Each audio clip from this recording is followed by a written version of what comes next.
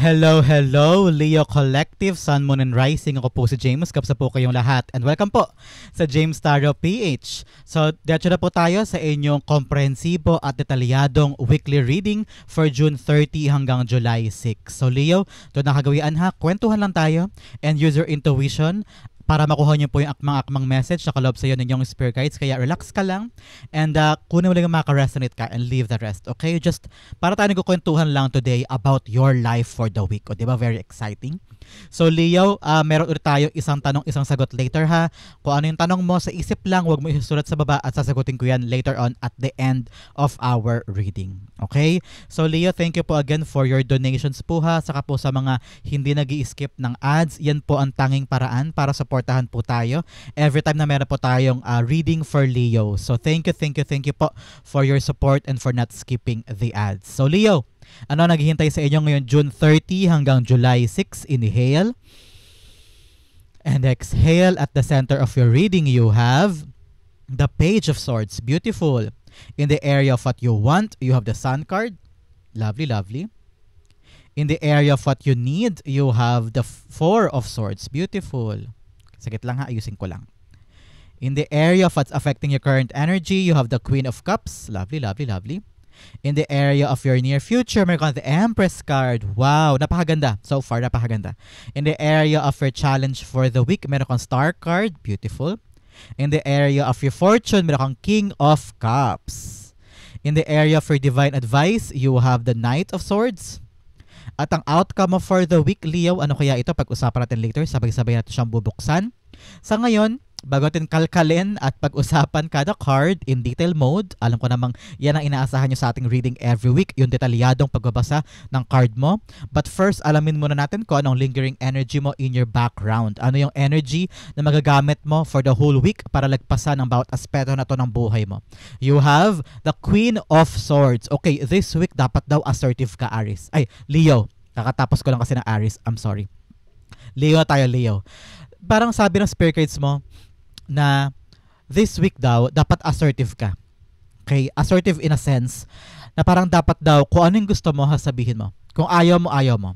Okay? Learn to say no kapag feel mo, napipilitan ka lang, o feel mo, teka, hindi ko to gusto, o wala to sa kalooban kong gawin. Kung parang it's not what you want to do, huwag kang mahiyang magsabi na, sorry, I will not do that, sorry, hindi ako pwede, sorry, ganito yung gagawin ko, pero taliwas sa gusto niyo. Parang kailangan daw i-value mo yung authority mo. Okay? If there is something na alam mo na hindi valuable sa'yo o walang saysay, parang huwag ka daw matakot sabihin na ayaw mong gawin.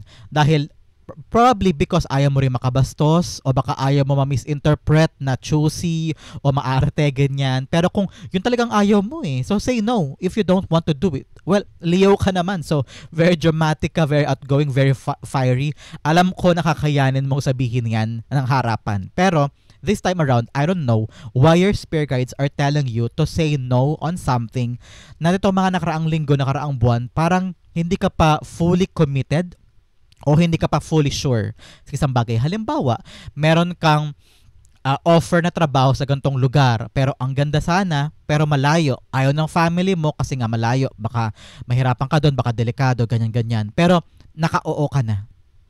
At ayaw mo na humindi kasi nga baka nakakahiya, nakabastos, naka-oo ka na, na-prepare na lahat, ganyan-ganyan. Pero kung talagang tawag ang damdamin mo, teka po, parang ayoko na pala, parang hindi pala ako sigurado. Learn to speak up. Okay, Leo, this is the week for you to speaking up about something na talagang bukal sa puso mo. Okay? Ngayon, sabi din ng spirit guides, parang itong linggong ito, dapat naging malinaw na ang isip mo about something in your life. Meron ka daw ginagawa o pinagkakaabalahan na talagang malabo pa. O ikaw mismo confused ka pa kung anong gagawin, kung ano talaga ang dapat sabihin, kung anong dapat action ang ilagay mo.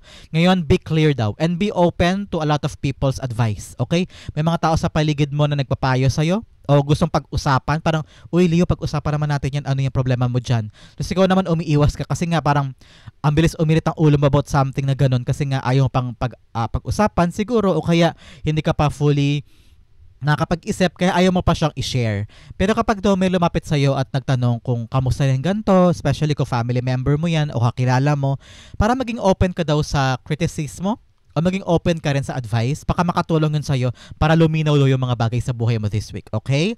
So gandang paalala sa'yo na yung spirit guides for the week. Sabi rin din niya, kung meron ka daw mga tao sa buhay mo na alam mong hindi para totoo sa'yo, handa mo dapat putulin ang ugnayan mo sa kanila, okay?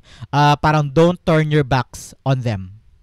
Turn your back on them pala. Turn your back on them. And wag mong pagkisihan, wag kang mag-guilty na iiwanan mo sila because na-realize mo na hindi pala sila for you. At nega pala sila, okay? So pag-usapan natin, Leo, ang iyong full spread here. But first, ilan mo ng iyong major arcanas sa iyong spread? You have 1, the Sun card. You have 2, the Empress card. And you have 3, the Star card. Napakagandang mga cards. Sabi ni Spirit Guides, magiging malaya ka daw this time to conquer yung mga bagay na gusto mo, to achieve your goal. No, meron ka daw mabubuo eh. So napaka-happy mo daw this time because something is being given to you, katuparan ng mga dasal, katuparan ng mga wish and prayers mo, at ito yung mabubuo na sa buhay mo. Okay? So napakasaya. This week is a developing a week for you. Merong maririnig kang balita about something, may made-develop na, may makukuha ka this time, katuparan dasal at pangarap. So magiging masaya ka lang. This is really a light week for you, ha, Leo. Napakagaan, napakasaya, napakaganda. So ako mismo magaan yung basa ko sa reading mo. Medyo magaan eh. Ramdam ko yung energy of lightness. Masaya lang, happy, you get by, you're creating the things that you want to your life at inaabot mo talaga yung dreams mo. At napakalaya mo ngayon para gawin yan at abutin yan. So congratulations. Sa pag-usapan natin ng yung full spread, ha, in your full detailed reading sa spread mo. At the center, you have the Page of Swords here.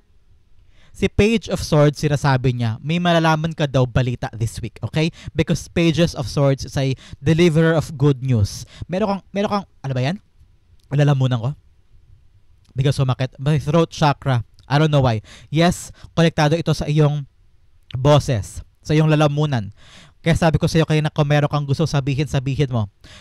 Sumasakit yung lalamunan ko. Kung meron kang gustong ipaalam, sabihin mo na. Learn to say no if you don't want to do it. Okay? Ngayon na pagkakataon na maging bukal ka, Leo, sa mga bagay na gusto mong gawin. That is your throat chakra giving you that confirmation to speak up. Tell it. Do it now. Okay? Page of Swords, balikan natin. Dahil talagang sumakit ang lalamunan ko on that part.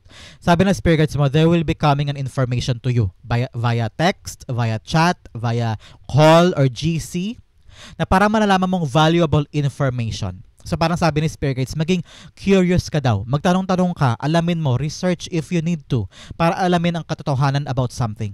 Okay? I'm hearing someone of you may mga gossips. Okay, may mga chismis here and there. Iwasan na yan. I'm hearing for some of you, sa iba sa inyo, merong mga chat sa GC na wag nang pansinin.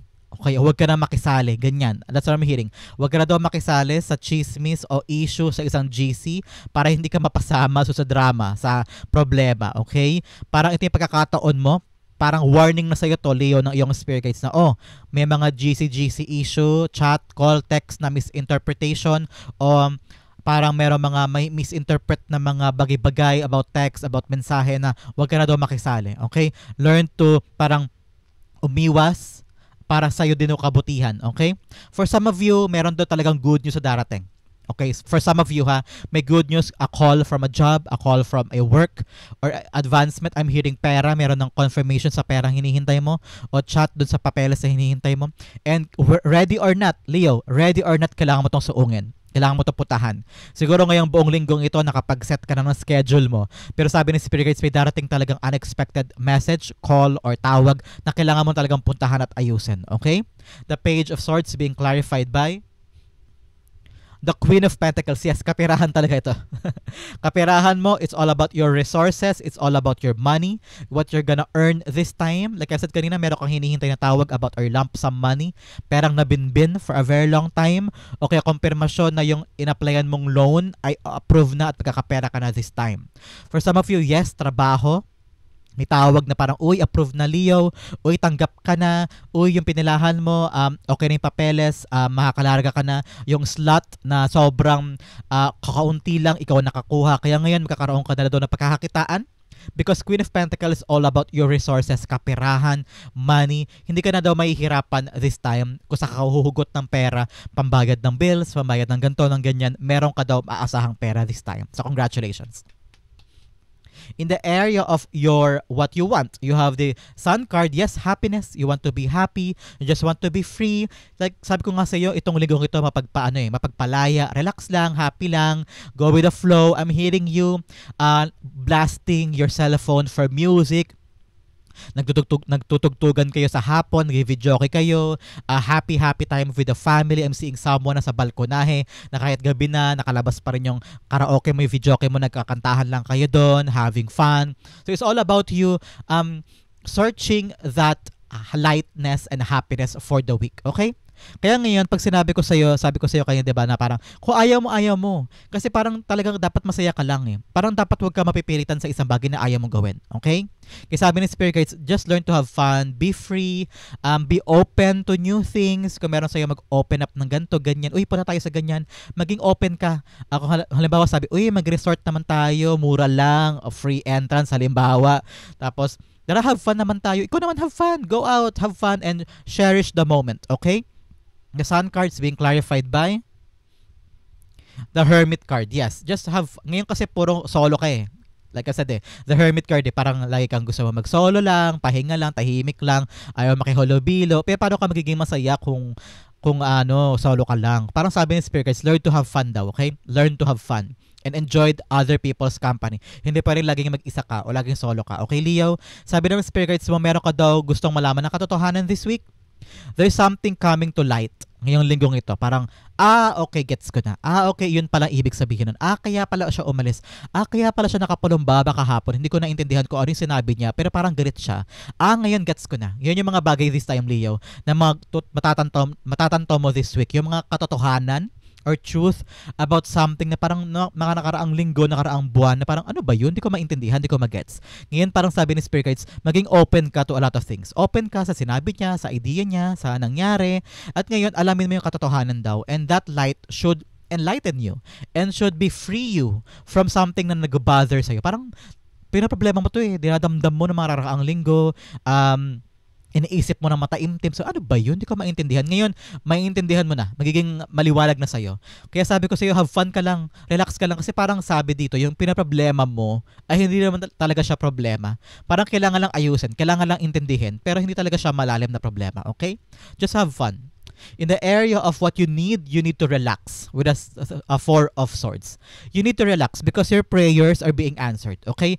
Tira mo si Four of Swords. Nakahiga siya pero yung kamay niya on the prayer mode. Ibig sabihin, meron siyang dinadasal. Meron siyang minimithi. Pero sabi niya sa sarili niya, pinagpapasa Diyos sa niya. Parang, God, kayo na po ang bahala. God, hirap na po ako. Hindi ko na po alam gagawin. Kayo na po ang bahala. Itinataas ko na po sa inyo. Okay? At ito yun, lumabas siya dito with a star card. Medyo may, alinlangan, duda ka ba o takot din sa mga pinagdasal mo. Kasi parang, matutupad kaya yun? Mangyayari kaya yun? Parang, kailan? So parang, yung hope mo ang problema mo this week, Leo. Yung hope kung kailan mangyayari siya. So pag-usapan natin siya later. Maya-maya siya. O may extra pa si challenge part eh. So mamaya siya. With a Four of Swords here, sabi ng Spirit Guides mo, pahinga ka naman. Tulog. Kahit nga kaupo ka lang sa harap ng bahay mo, nanonood ka ng mga dumadaan, pinapanood mo yung mga kumare mo nagkichismisan sa kabilang kanto, just relax. Uminom ka ng kape kung nagkakape ka, manood ka ng TV, manood ka ng YouTube. There are things daw in your life for the week na ipahinga mo. Yung mata mo, ipahinga mo yan. Baka naman, lagi ka nagbabasa. Yung katawan mo, ipahinga mo yan, kakalinis ng bakuran o kakatanim ng halaman. Yung isip mo, ipahinga mo sa problema ng ibang tao. O kaya kung meron ka dinadamdam this time, ipahinga mo. Okay? Ito yung pagkakataon na sabi ng Spirit Guides mo, you need to recharge. You need to recharge because there are a lot of things na kailangan mo ayusin in the near future. Tingnan mo naman, meron kang Empress card here. Ibig sabihin, meron kang bubuin for your future, for your money, for your life, na talagang bountiful na creation. Ito ha, malaking bagay, valuable sa'yo. Kaya ngayon, sabi ng Spirit Guides, this week, magpahinga ka. Kasi kailangan mo ng maraming energy sa gagawin mo in the near future. Okay?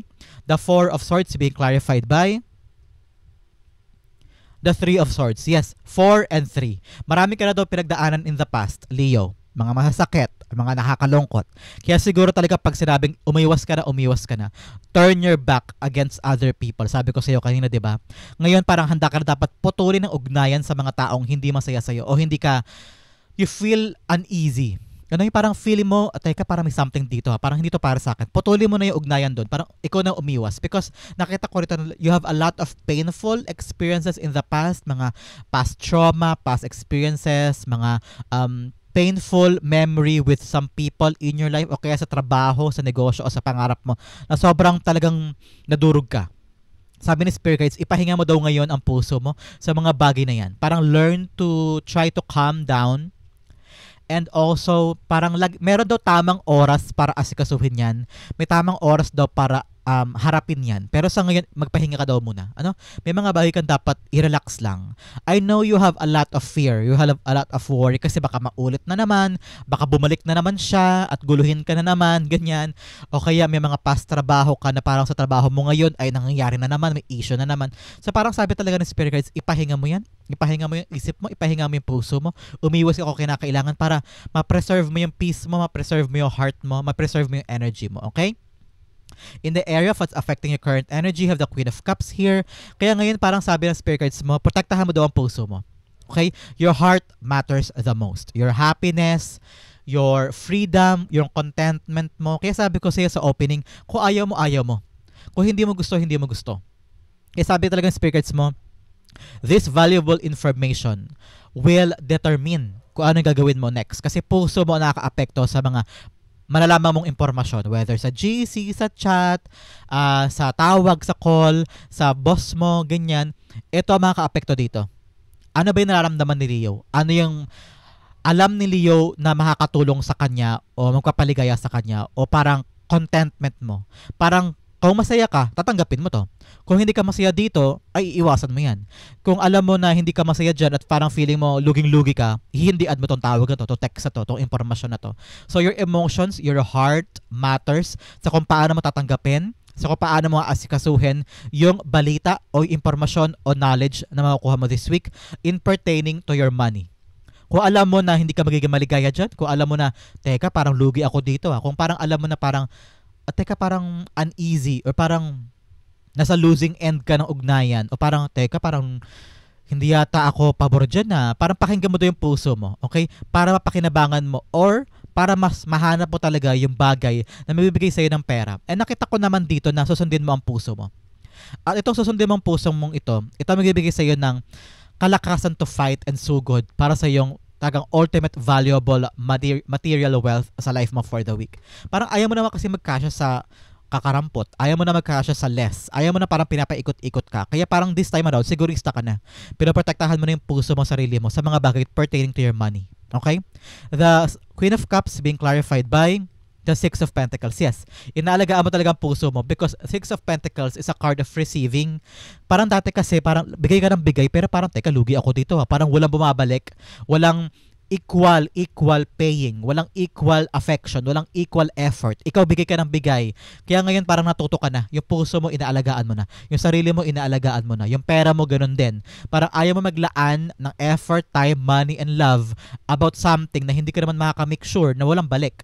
So parang sabi mo ngayon, teka, pag-iisipan ko muna bago ako umaksyon, bago ako magbigay ng pera o bago ako lumari ka dyan. Kailangang isipin ko muna kung ito ba may saysay sa buhay ko bago ko gawin. Kasi sayang naman. Kasi it's all about your money. It's all about your future. It's all about your resources. Diba? So kailangan sigurado ka dapat dyan.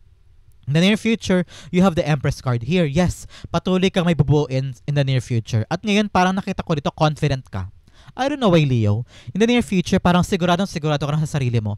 Nahihindian mo ang isang bagay kasi alam mo agad. Kitang-kita mo na, ay, wala akong papala dyan. Ay, magkasayang lang ako ng pera dito. Wag na yan.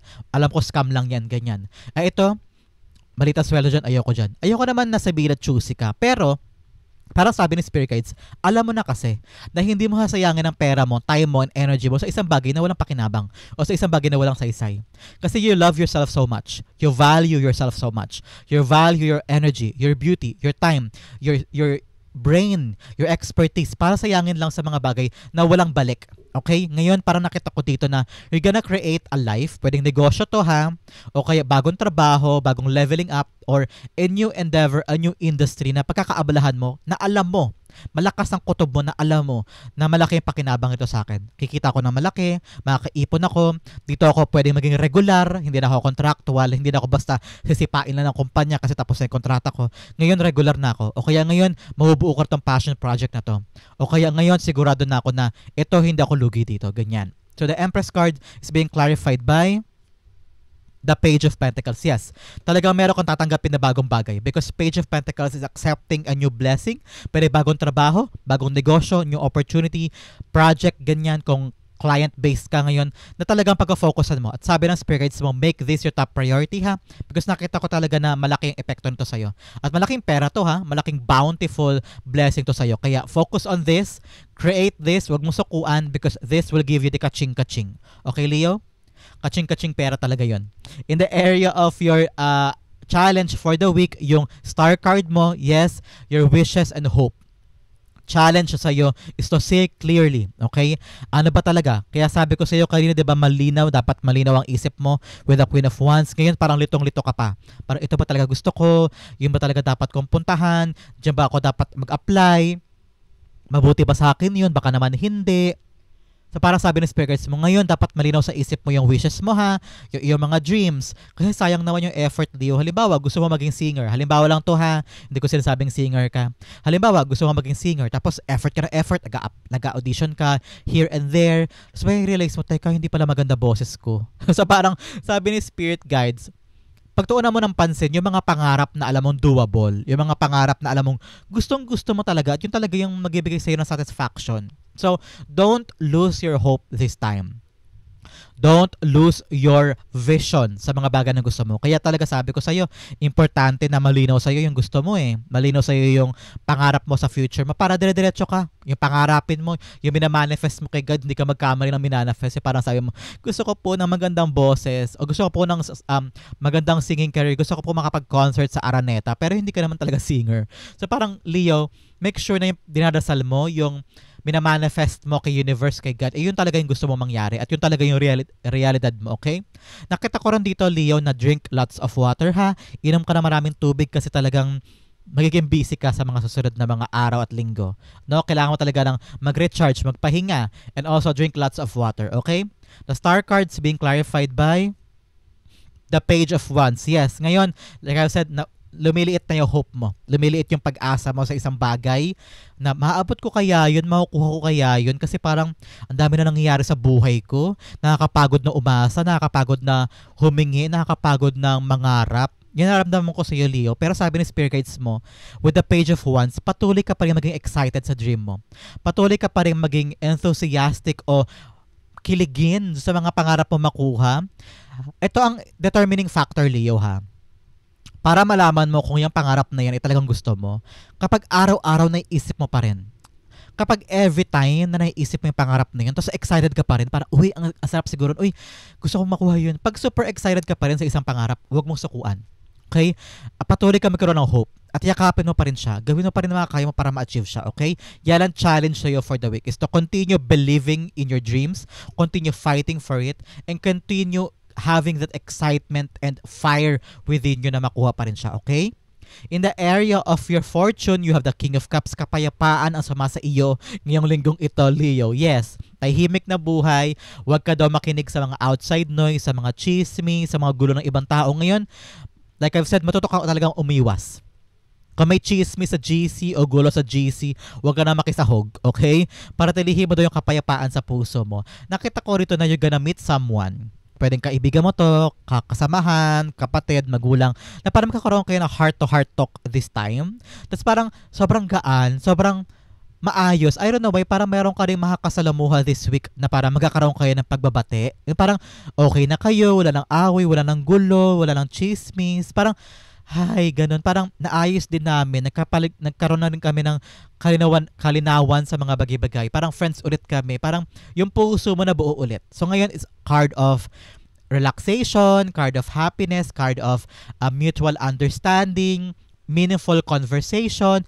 Magkakaroon ka ng mga usapan o kwentuhan with someone. Talagang ang sarap-sarap ng kwentuhan nyo.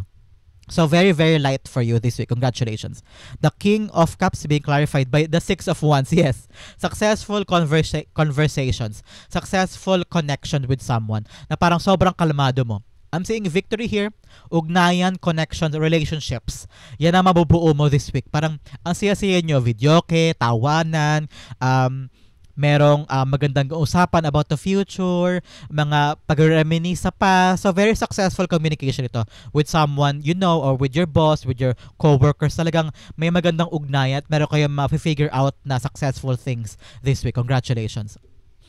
In the area of your divine advice, you have the Knight of Swords. Ang payo sa'yo ng Spirit Guides. Leo, wag mag-rush, okay?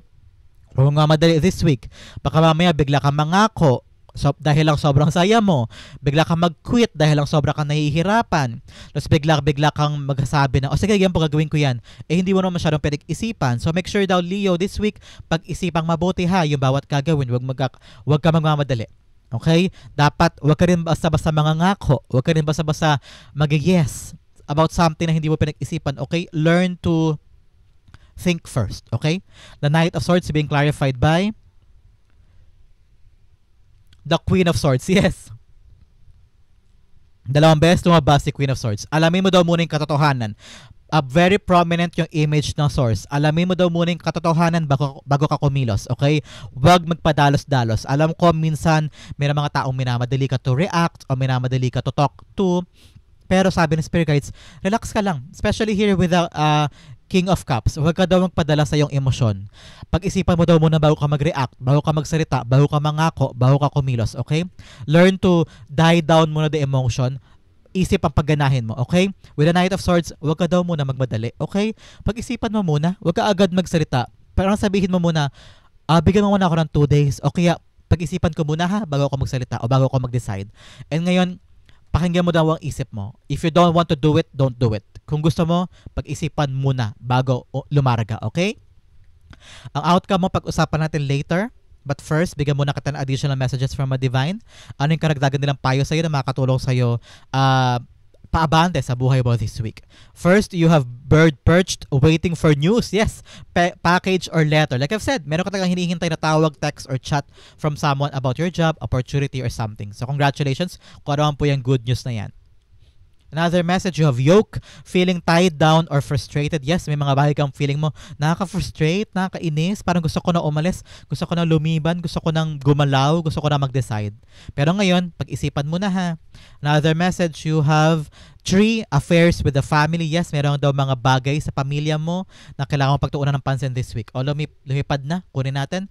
January, importante po ba sa inyo ang buwan ng January, Leo? There's a confirmation for you na kailangan mo na asikasuhin yan. O kaya meron kayong milestone na mararating sa buwan ng Enero. Congratulations. Another message, you have wedge, someone is trying to come between you and a friend or something you want. Meron daw talagang humaharang para makuha mo tong bagay na gusto mo with a goal card. So, kailangan natin asikasuhin yan. Tignan, sino ba yung humaharang na yan? Baka kailangan ko plansyahin, kailangan ko ayusin para wala na yung harang sa aking mga pangarap o sa aking goal for the week. Okay? Now, the message, you have goldfish, increase in material wealth and spiritual growth. Yes, meron daw paglago sa iyong kaperahan, sa iyong material wealth at sa iyong spiritual na pag-unlad. Okay? Another message, you have younger woman. Meron daw bata o nakababata sa'yo na dapat mong kausapin this week. Baka may concern sa kanya na kailangan mo ayusin. Another message, you have pineapple, reconciliation. Yes, like I sabi sa'yo, meron kayong meaningful conversation with someone na parang pagbabate o pag-aayos. Congratulations. That is your confirmation. Another message, you have horseshoe, good luck. Yes, may ganoon ka daw good luck this time. Congratulations. Another message, you have elephant, a long journey, either physical or mental, will leave you wiser at the end. Meron ka daw gagawin this time, a long journey or short journey na matututo ka daw at yun na magiging mapangahawakan mo siya for a very long time na tatatak siya sa isip mo na for a very long time ito gagawin ko, ito natutunan ko dahil magiging wise ka daw, okay? Bigyan kita ng additional messages from a divine na makakatulong sa iyo para lagpasan at pag-focusan sa buong linggong ito. Another, you have the forgiveness. Yes, ngayong linggong ito, matuto ka daw magpatawad. Lalo na kung mga maliliit lang naman na bagay, patawarin mo na. Lagpasan mo na. Learn to move on, forget, okay? Para din sa puso mo to, para din sa iyong kinabukasan. Okay, Leo? Learn to forgive this week, okay? Ang outcome mo, pag-usapan natin. But first, paalala ko lang, meron tayong isang tanong, isang sagot para sa'yo. Sa isip lang ha, huwag mo isusulat sa baba. Sa isip lang, sasagutin natin yan maya-maya lamang. Your outcome for the week is Knight of Pentacles. Yes. Dahil hindi ka nag-rush, dahil pinag-isipan mo mabuti, yung plano mo magkakaroon na ng traction. Ibig sabihin, yung sinimulan mong akbang magkakaroon na ng magandang dulot sa'yo. Meron ng something is brewing, okay? Something is brewing. Now you're gonna take action on something, okay? Ngayon, dahil sabi ko nga sa'yo, hindi ka nag-rush, hindi ka nagmadali, pinagplanuhan, di ba? Ikang gagawin daw na bunga ng iyong pagkaplano. Bunga ng iyong meticulosong pag-iisip. Na parang, gawin ko kaya yun? Teka, isipin ko nga muna. Teka, hanapin ko muna. Ipagtanong ko kaya muna. Ganyan. Ngayon, dahil balance sila sa'yo, you got the right confirmation, information, lalarga ka na. Stepping forward ka na para abutin to.